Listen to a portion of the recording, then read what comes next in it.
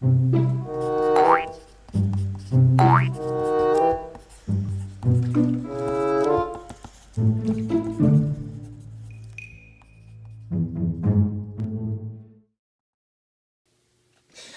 up, guys? How's it going? Today we're going to go over a little tips on the torso area. You know what I mean? Obviously, a man's torso, or for now. We'll probably go over a female torso eventually, soon. But I'm thinking more of like a superhero type torso, things like that. First thing is basics 101. When a torso is bending around, we're talking about the movement. Usually, it's a good idea to think of the rib cage and the pelvis as two different entities. You know, I like to think of it as a kind of an egg shape and a square. You know, I usually put a square, whatever. It doesn't really matter, but it's just that the pelvis seems more like a square. So, and remember the center line, right? So when drawing any pose at all, I try to figure out what the pose is, and I pull down the center line, wherever that may be. Let's just normal. Find the rib cage. Maybe find the pelvis in it as well, wherever the pelvis is going to go, even if it's like the same way as that. Find the pelvis. And then I would also find the line of the shoulders to the pelvis. You know what I mean? Like, what are the shoulders and the pelvis doing? For example, let's say you put a center line, and you find the rib cage, and the pelvis is just kind of like sitting there like chilled. You know what I mean? Nothing crazy about it. The shoulders are nothing crazy too. Let's say they're straight, and then straight, you got this standing pose. Always pay attention to the angle of the shoulders and the angle of the pelvis, you know, whether it be extreme like that one, or it be just straight on like that one, like so. That's something, again, very basic. The 101, the first thing I look at, the first thing most guys I know look at when drawing a pose, you know what I mean? So just something to remember. Going back to this, if you try about the muscles themselves, maybe.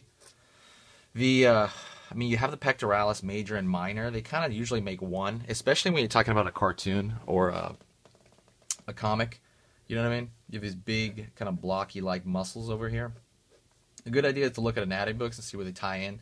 They usually tie into, you know, like we talked about in the other video. We talked about where the deltoids kind of tie in, and it's a very similar area over here. It looks very similar. It ties in the same area as a deltoid. If you don't know about the deltoid area, I'm going to link the video maybe around here or in the corner, and you can check that video out. I recommend it before this video because I want to see how the arms attach. Right here, the deltoid, in terms of the chest, the pectoralis, like I said, sometimes you see this split over here between the small pec and the large one, but a lot of comics don't do that. You know, you do see these kind of striations though sometimes if someone's really crazy ripped in a comic, and those can correlate to what you want. But there's striations all over the muscle, really. You know what I mean? Alrighty, pulling down over here, and when you do this, again, you're lying muscles over the rib cage kind of shape. I put that egg as the rib cage shape. And that rib cage has an opening over here, which is obvious. You know, you guys all have rib cages. You can feel it on yourself. It's another reference thing where you can kind of reference your own body, where you're like, okay, what does it do, kind of. And there's this area. There's a solar plexus, which is that area where I believe there's not a lot of muscle around there. Not a muscle. It's kind of that area underneath the rib cage and above the abdomen. And that's an area in martial arts that people punch a lot, and the reason for that is because it's so not protected that well. A la very, you know, Iron Man, or I don't know, there's like a Power Rangers character that you punch in the chest and then, you know, he dies or something like that. But, you know, that could really hurt you. Like, so punching in solar plexus is not good. If you've ever had it happen to you, it feels terrible, horrific. So some guys will target that, you know. Again, you're talking about a muscle that wraps around stuff. Always think about the wrapping around. These muscles are lying on top of bone, right? You're coating it over bone, almost like a garment or something. You know what I mean? So always think of it in that way. Put some more striations over here if you want. And this bending of the form over here would be, there's a muscle that wraps around. I always do this. Wraps around the rib cage, and that's kind of the way it's going to be, the way it's going to go along. It's the oblique. And that looks, the way that is those, you feel those when you kind of turn your waist to the right and left. You know, this kind of motion, like if you were to carry a box and let's say you turn your waist like that, you'll feel it, you know. You'll feel the kind of like oblique section is down here, and then the serratus muscles up here. That's what I'm thinking about. The serratus muscles will flex, kind of. You'll see that a lot in poses. Basically, think of the serratus as fingers wrapping within each other. I think there's like 8 of them. You know what I mean?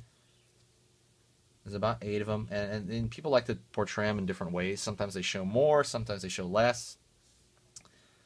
But remember, the serratus is over here, and they tie together. You always see these little balls of the serratus there. Those tied down to the abdomen area. The abdomen, and that's kind of genetic too. The 8-pack or the 6-pack or the 8-pack. That really is a genetic thing. Some guys have a 6-pack, some guys have an 8-pack. There are 8, but some guys don't have a really protruding one. Even if you look at Arnold Schwarzenegger's videos of him in his prime, he had, I believe he had these really huge abs on the top, this 4-pack up here, and then I think the lower one kind of went down, or it was backwards, something like that. You know, I don't remember. I don't think he had a full blown 8-pack, or not as protruding as some people in bodybuilding. Pulling that around that form. But yeah, I would again outline that. Just cut those into 8, 8 squares. And again, you have the oblique, which is essentially, I mean, it could be a really fatty area, especially for guys. Guys tend to carry fat around their waist more, and that it would be the oblique section, you know. I'm trying to get rid of that. Love handle. Really trying hard to get rid of that right now. It is super hard to get rid of that. Alrighty. What else? I'm trying to think of more idea. And again, one second. Actually, what I'm going to do is I'm going to time lapse, and I'm going to talk to you guys after the time lapse.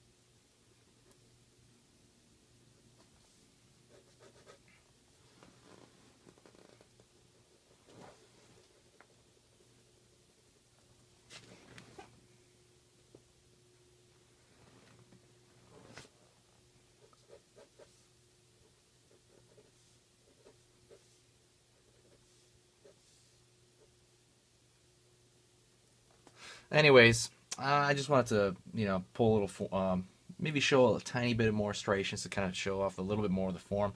I'm going to make another video of the back, too, because the back is super complicated. If you have any questions on the front, please shoot me a message, and I'll probably make a whole video on it. And, thanks a lot, guys. I appreciate you watching, and have a good day.